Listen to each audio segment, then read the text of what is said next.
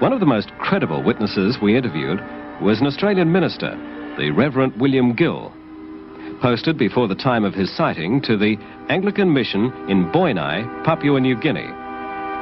One night at 7:45, as he stood with 38 other people at the edge of the mission playing field, every one of them saw the same thing. Can you imagine what it's like to look up in the sky and see a totally foreign-looking object there, just hovering, not very far high up, maybe 200 or 300 feet up in the air, and glowing, and two bipods jutting out from behind it, from underneath it, and sparkling all around, and some figures up there. This solid-looking object, and figures walking about on top, and not the slightest noise whatsoever. And so we waved. Wouldn't it be wonderful if we could get this object down onto the playing field? And as we waved, wondering whether we'd get some recognition and whether perhaps they would understand what we wanted, they waved back.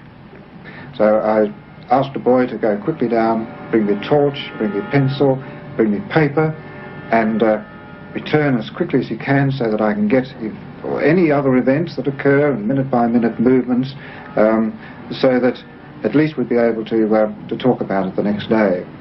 And this he did very, very quickly. He brought it back, and he brought the torch and put the torch on and shone it to the craft.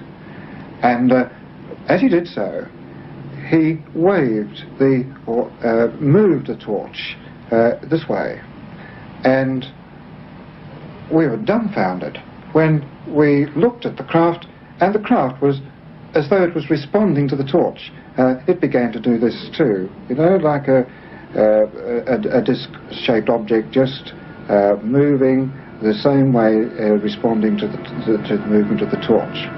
Next day, just prior to the evening service, about 7 o'clock, the thing was there again. It had arrived about an hour earlier, and we all decided to have the normal evensong that we do have on those nights, because, well, the thing was out there outside the church anyway, and we felt it wouldn't go away during the service, and it didn't. When we came out, there it was, still up in the sky.